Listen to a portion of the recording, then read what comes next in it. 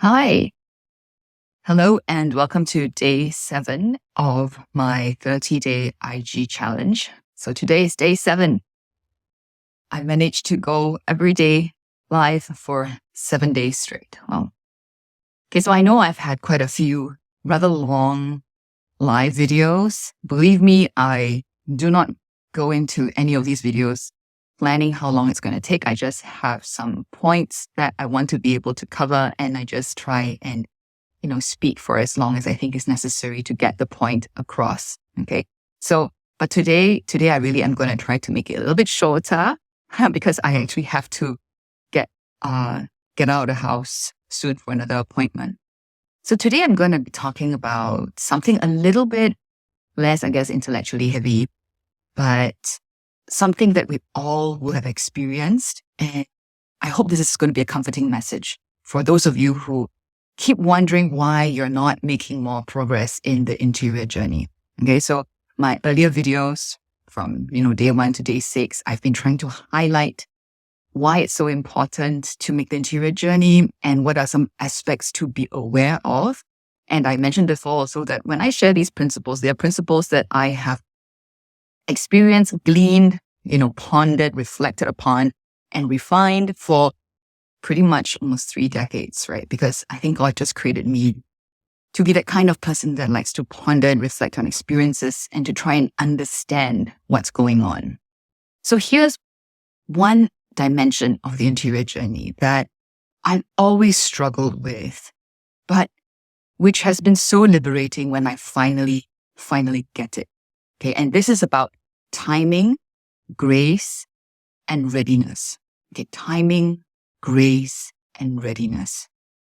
So recently I shared, if you look at my IG feed, there is a video, it's not one of these lives, about how, when you finally make the connections, all the different dots, you connect all the dots in your life. It's really magical. Okay. When you finally see why you had to go one big circle and get that big picture of this is actually why I have the life that I have. This is why God made me this way. And now I have a sense of what my mission is.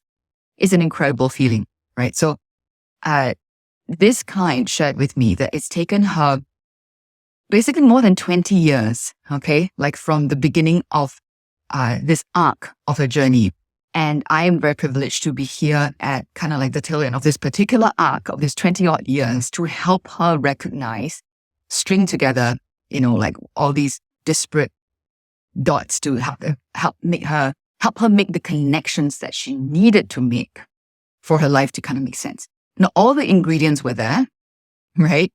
She needed to go through everything for the last 20 odd years before she was ready this year to journey with me and for the resources that I have, for what the help that I can offer, for even these things to actually meet her need.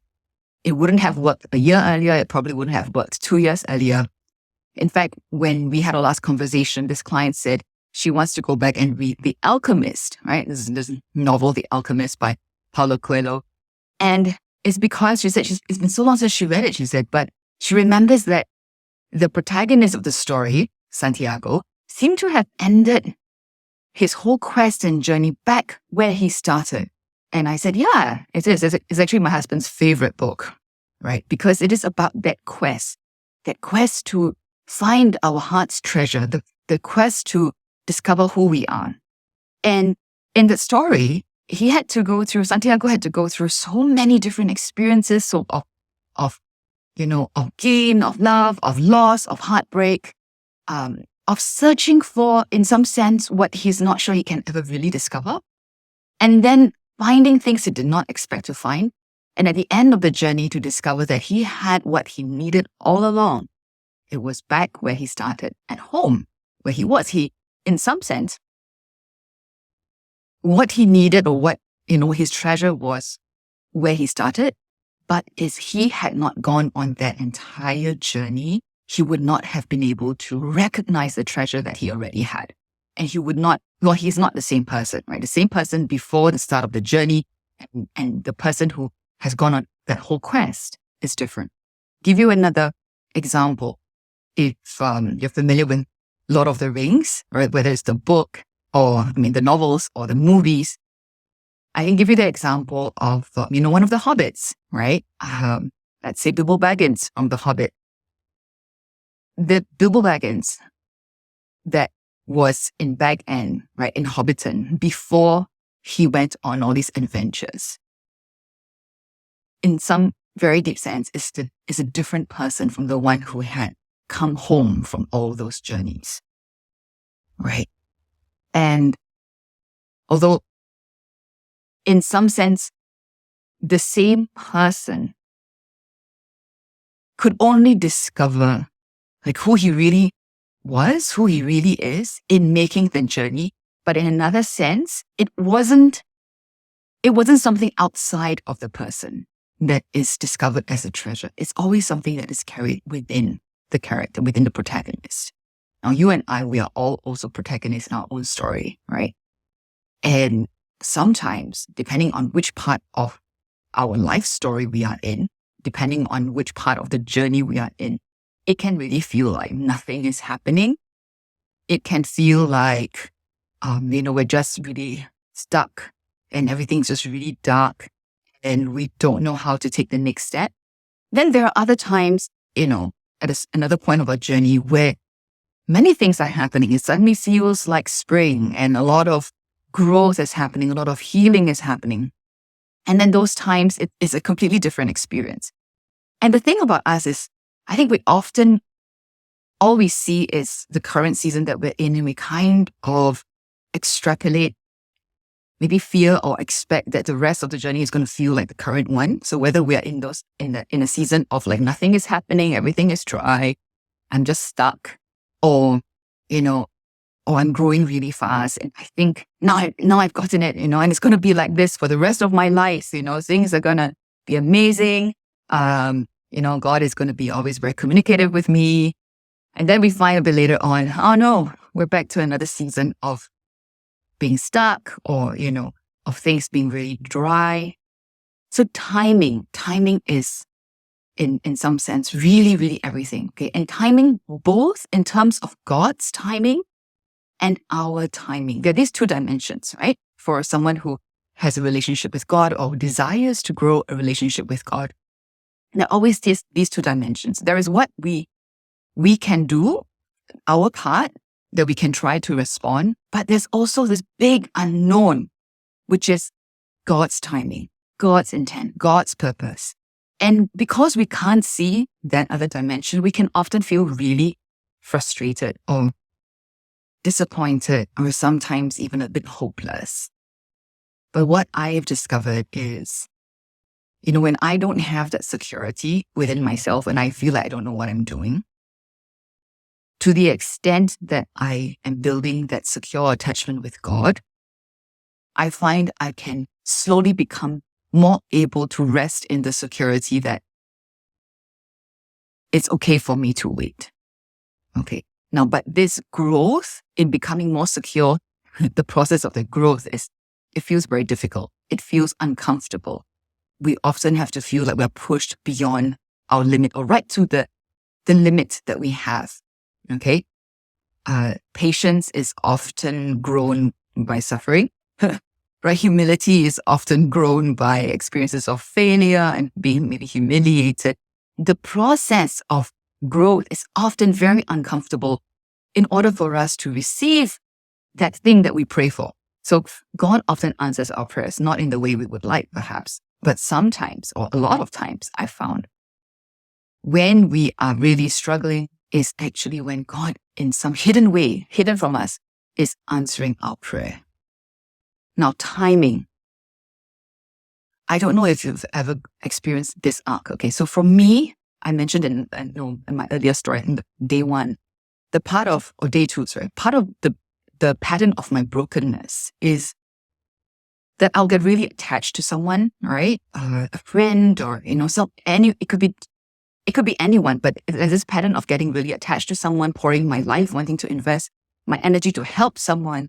And then because of this tendency to be codependent, I'm very scared of losing that relationship. But the more I invest in that particular friendship or relationship, the more afraid I am of losing that. And I can over time, like over different cycles of these patterns over decades, I can predict what's going to happen. And it's almost like, you're about to crash, like you're driving, you're losing control, you're going to crash, people are going to get hurt, but you can't stop it. And it's like all you can do is watch it happen in slow motion, right? That's how I've often felt. Because when this pattern has repeated several times in my life, I begin to be aware when I'm getting compulsive, when I can feel the fear of losing someone, and I can practically see myself getting more, like doing things to try and hang on to that friendship. And a part of me knows that in exactly doing those things is what is going to make it end. I'm expediting the end of that relationship that I am actually I'm fulfilling the prophecy. And yet I'm helpless. Do you know what it's like to be in grip of something, being so trapped, right? That even when you've become aware that you are in a trap or in a prison, you can't extricate yourself from it. I've been there, and I know that a lot of you, many of you actually have also been there. How it looks like, feels like the specific kind of circumstances could be different. But that's what our wounds do to us. And that's what will keep happening if we don't integrate, if we don't heal, right? Now, here's the thing. Even when I began to be aware and I started actively asking God to help me, like heal me, I don't want this. I don't want to be like this. I learned that I had to experience that God answers that prayer, not by immediately not like snapping his fingers and then now, I don't have that insecurity anymore. And, I'm capable of a really healthy, emotionally mature and healthy friendship with people. I can love without being possessive. I can love without fear that I will lose the people that I love. If only, we all kind of wish, like, if only it could be immediate. But no. And there was a time, I'm thinking now of a specific friendship that I was really putting into prayer. I was really praying a lot about, because I was so afraid that I would lose this friendship, another friendship. And I was reaching the point when, so initially I was asking God, please fix this, fix me, help me and fix this friendship so that I won't lose it. And then eventually it came to the point of the interior suffering in me, and there's so much suffering, right? I don't know how to describe the kind of feeling where you are going to be abandoned. So now I know that the magnitude of the emotions that I had, and this was back when I was already in my early 30s. So I'm an adult, right? But now I understand that the magnitude of how overwhelming those emotions felt was because it's still like a child. That part of me never learned how to regulate my emotions or to feel safe with anyone. So it really felt like the panic of a very young child about to be abandoned, so fearful that she'll be abandoned again. So I actually have a very early memory. I was about 4 years old when someone that was important to me, not a family member, but someone who was a huge part of my life and I was close to, left suddenly. There were so-called good reasons, but how would a 4-year-old understand, right? And she had promised that she'll come back, and she never did. And no one, I was just told later on, like, she couldn't come back to Singapore and all that, but that freaked me out. So I felt like someone that I loved, that I trusted, could make a promise to me, and it could be broken. And there was no explanation, no accountability. So I think that did something to me about being afraid of losing another person that I love. It didn't help that my primary relationships, my caregivers, were also not were also not secure, right? So I developed a rather ambivalent and very anxious kind of attachment style. So when I'm now back to when I was in my 30s, I didn't know why I felt that way, but it was so excruciating to feel that fear again that I was about to be abandoned. I remembered that I had to wait in that discomfort. I had an image of quite literally being in chains and in prison, knowing, trusting, and actually believing that Christ will come in and set me free, but that he wasn't coming at the day and the time that I wanted, because I want it right now. I wanted, release me right now. Get me out of this pain right now. But he didn't. I had to wait, but it did happen. Now I can't remember, when that happened, when that release happened, but it has continued to happen because this is a process. It's not a one-off thing. And it wasn't just about that specific relationship. It's never about that specific friendship or relationship that I was very hung up about. It is the wound in me, right? The fear of abandonment in me. And once I began to become more secure, I learned to have a secure attachment with myself. Then all my relationships changed. Every single one of them had a more secure base in me.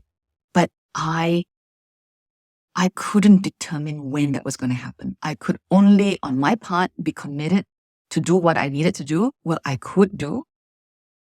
And then I had to wait. So timing is very linked to grace, something that is not within our control. You know how I'm not a surfer. I don't know why I often think of analogies that I have no ability to do. But from what I understand about surfing, surfers try and catch waves, right? When there are no waves, they can't surf. No matter how skilled a surfer they are, when there are no waves, they can't surf. And they need to be skilled being able to anticipate the waves that will come and then how to ride that wave. Grace is kind of like that. We can't act without grace, even no matter how much we want to. Sometimes we can try and work very, very hard, but when we're not given the grace to do so yet, we can often get ourselves into greater messes, right? Because it's like we're trying to save ourselves purely from our own strength. And we can't. There is our part, our willingness, and learning, what is it that we need to do? And then being willing to do what we need to do. That is so important because I think for many people, that's also missing. And we're still struggling to learn what is it that I need to do? And how can I become more willing to do what I need to do? But even when we become really willing to do what we need to do, we have to wait for that wave to come. Without the wave, we can't surf. And that wave is grace. So a big part of the interior journey is recognizing grace and learning how to lean into grace. This is not something that we can easily learn on our own. And that's why support and mentors and, good and wise spiritual directors can be very helpful in helping us to recognize how grace appears in our life, and how to catch that wave of grace when it comes. Okay, so timing, grace, and the last point I wanted to talk about today is readiness. Of course, readiness is linked to timing and grace. God often uses time to make us ready.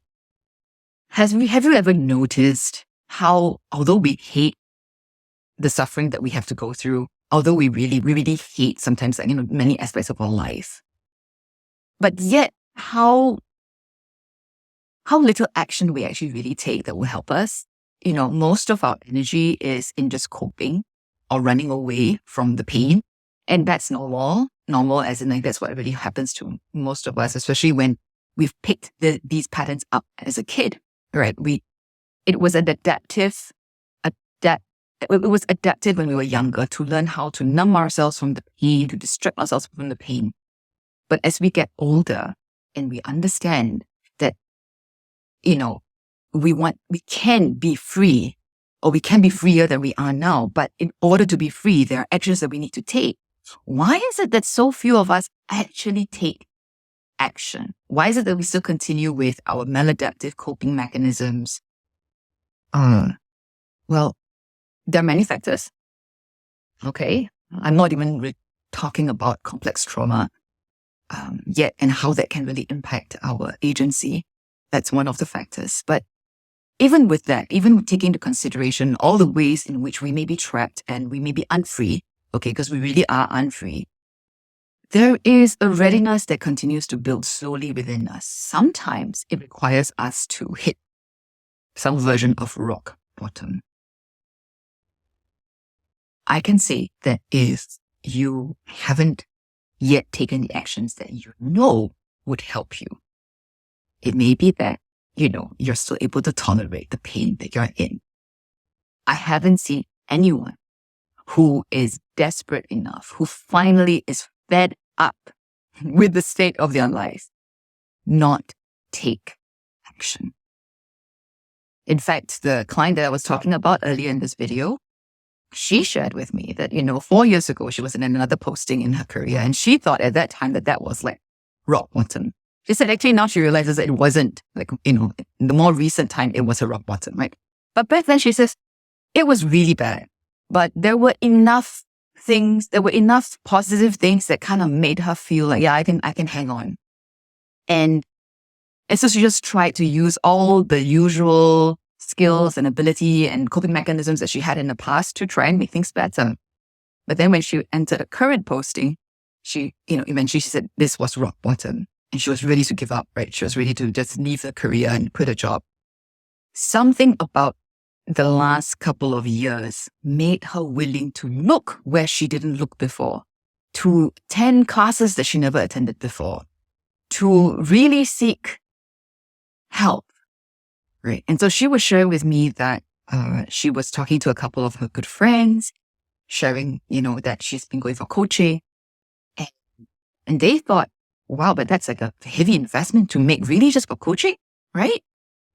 And she told me, she said that then now she realized 4 years ago, she probably would think like that, right?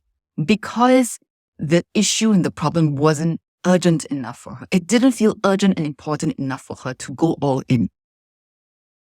But in the last couple of years, she found herself really looking and researching for different possible solutions. She wanted to understand her problem and she wanted to try and find out what solutions were.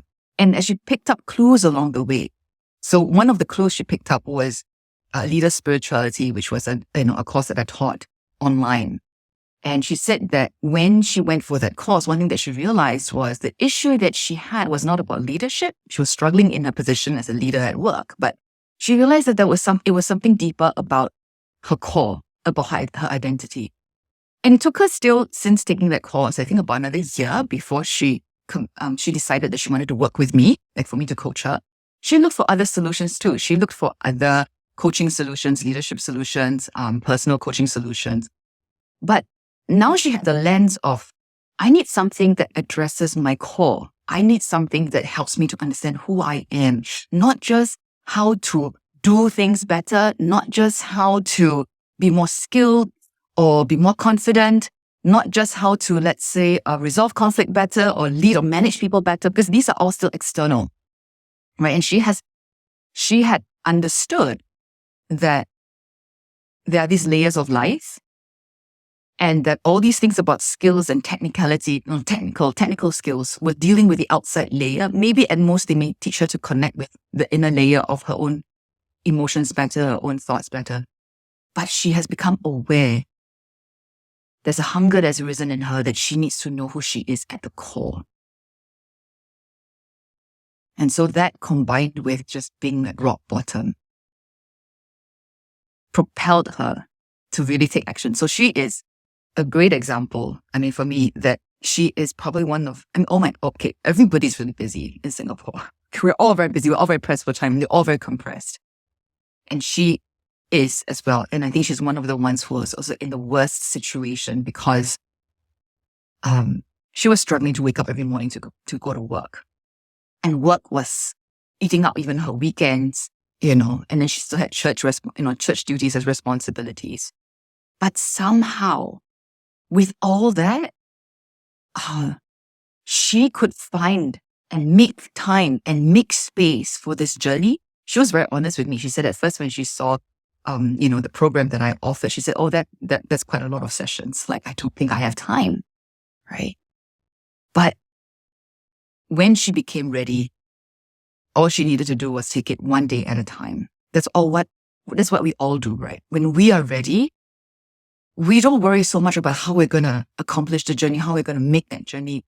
We're just ready to just begin. When we are hungry enough, or in the sense, like, when we're desperate enough, we will just step forward. My husband is another example where he likes to share that at the lowest point of his career, and as someone who at that point in time, prayer was not something that he was, that featured really largely in his life. He was waking up at 4 a.m. every day to pray. Why? Because he said without doing that, he didn't have the connection with himself and with God to even be able to show up for work. Right? Timing, grace, and readiness. And it's not just a one-off thing. Sometimes I feel that we can't choose how grace approaches us. We can't choose the timing in which we're ready. But we can be open. We can choose to be open, to ask for that grace, to recognize grace, to ask for the grace to reach, to desire to be ready enough without giving conditions, in a sense. As long as we're still giving conditions, like if we're giving God conditions, or we're saying like, an example, I said, I don't like the way I am in this particular friendship. Lord, can you help me? But my condition is, don't let me lose this friendship. That's still a condition, right? I wanted to hang on and keep that friendship. That means I'm still not ready. I'm only ready when I drop all conditions and I tell the Lord, okay, I need help. I don't know how you're going to help me. I don't know how it's going to come, but I no longer have any conditions. Whatever it takes, even if it means losing another friendship that I right now think I cannot imagine myself being able to bear, I am ready to ask you to do whatever you need to do for me to get better, to get more whole. That's readiness, right? That's readiness. So I hope that's something for you to consider and to ponder.